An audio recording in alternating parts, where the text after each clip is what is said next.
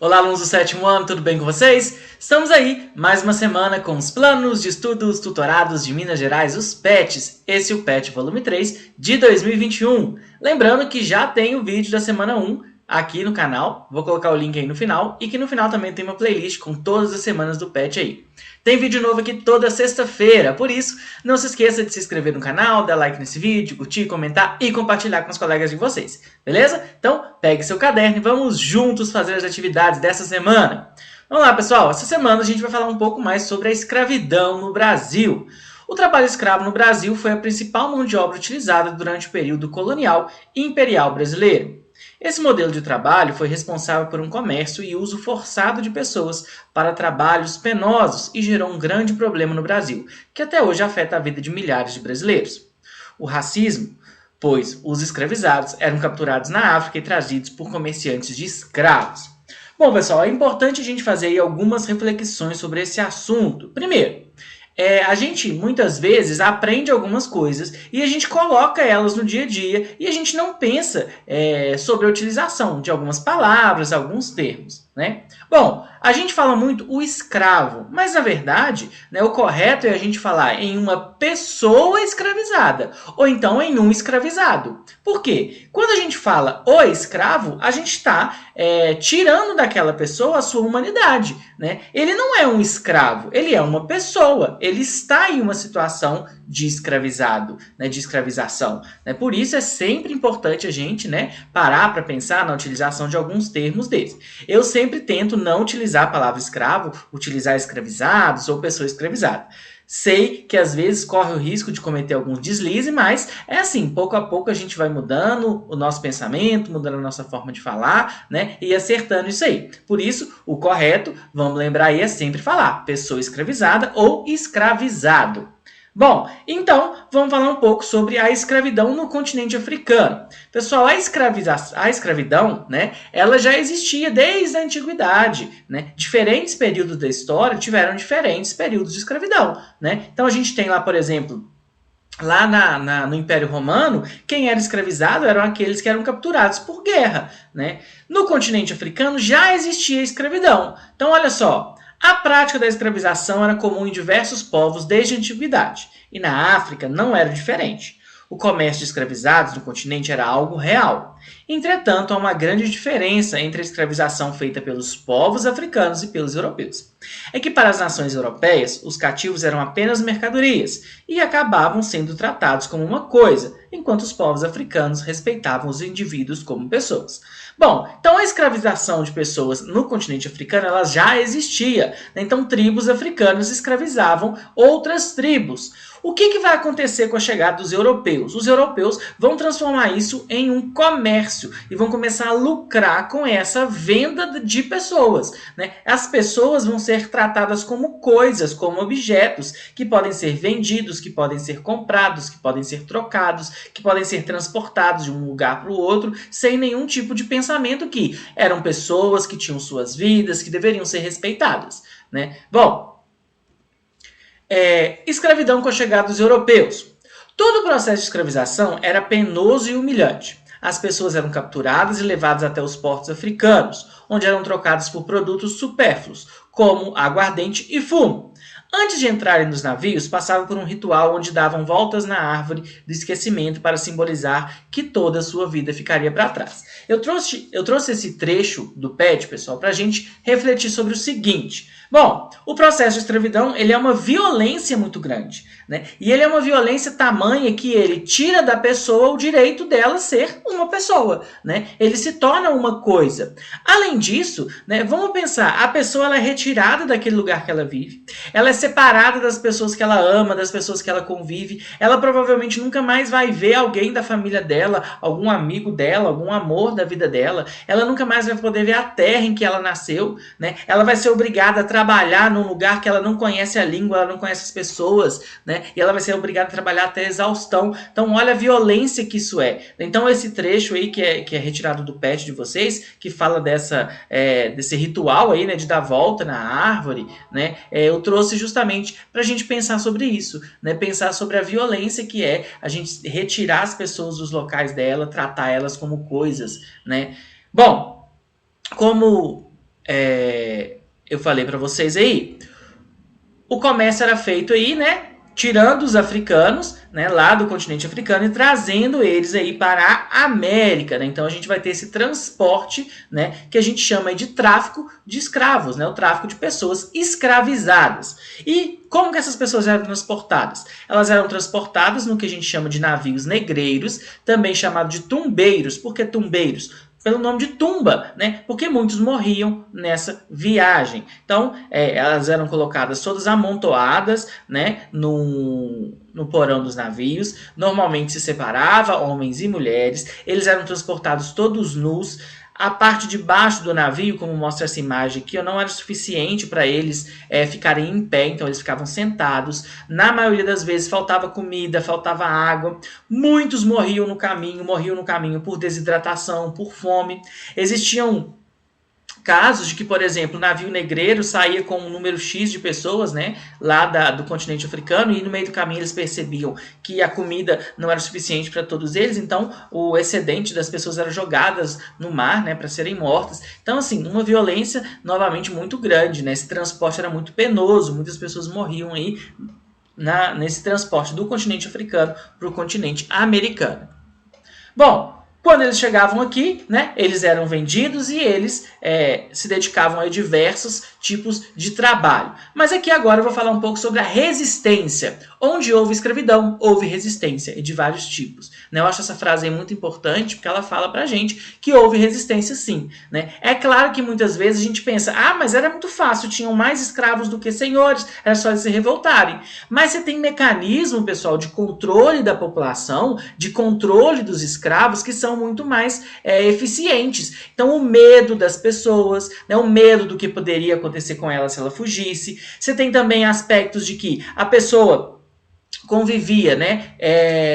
Eles colocavam grupos de pessoas escravizadas que eram diferentes, falavam diferentes línguas para eles não poderem se comunicar e fazerem uma ação conjunta. Então são vários aspectos aí. Outros aspectos também psicológicos, né, de colocar na cabeça de várias pessoas de que a escravidão era correta, de que a escravidão era certa, de que o escravo realmente tinha que ser escravo. Né? Então são diversos desses aspectos aí.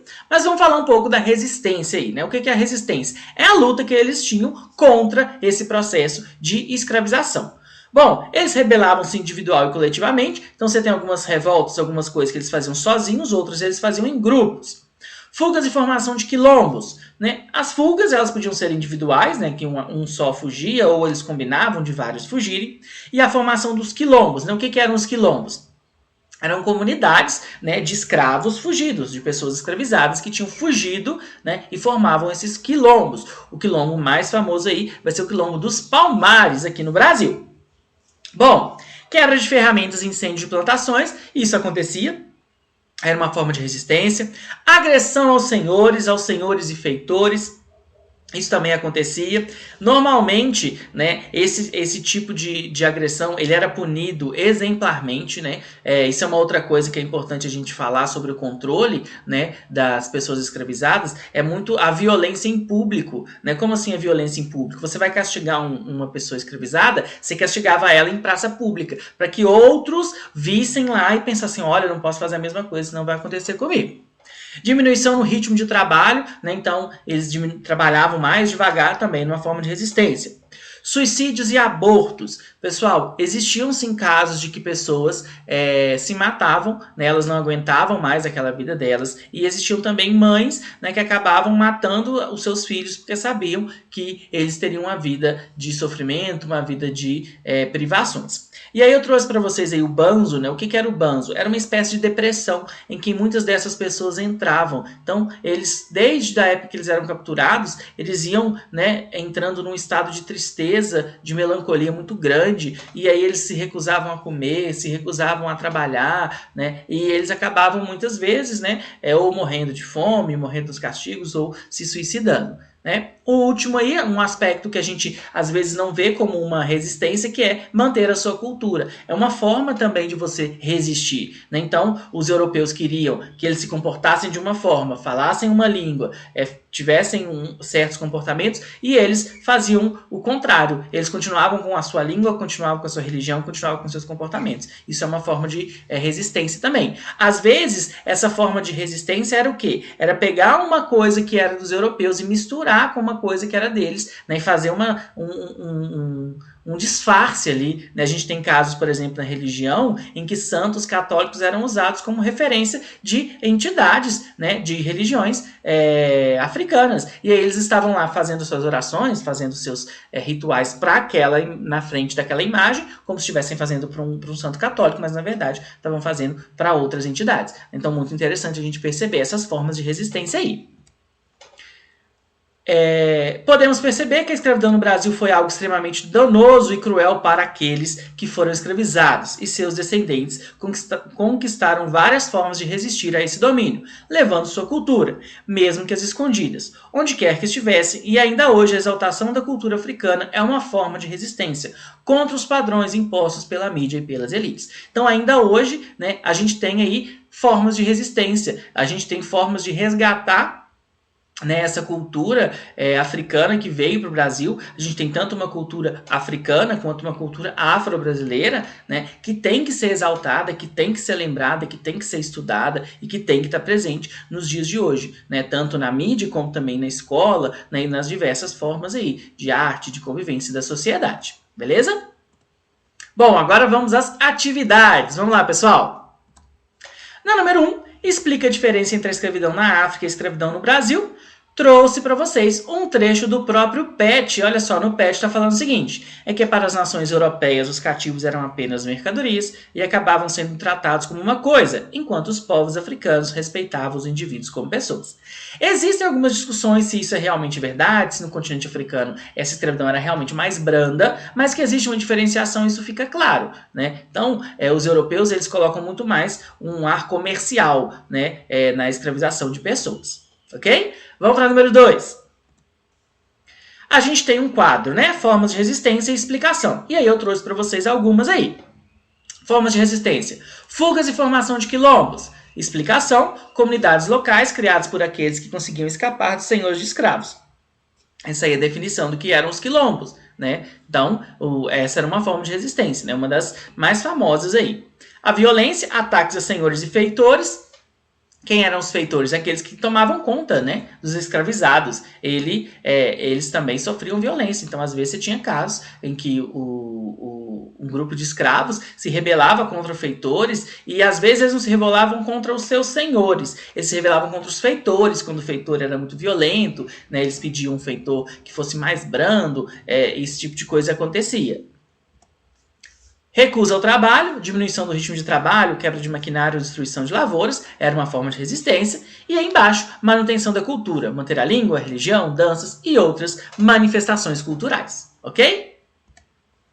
Na número 3, explique o que eram os navios negreiros e como os escravizados eram tratados dentro deles. Pessoal, essa é aquela resposta que normalmente vocês falam comigo: professor, essa resposta é muito grande, mas vocês podem resumir. Aqui eu estou trazendo uma resposta geral, né, uma explicação geral para vocês, e é importante que vocês escrevam com as próprias palavras de vocês. Então, olha só: navio negreiro era o nome pelo qual ficou conhecido o barco que transportavam os negros destinados ao trabalho escravo no continente americano entre os séculos XVI e XIX.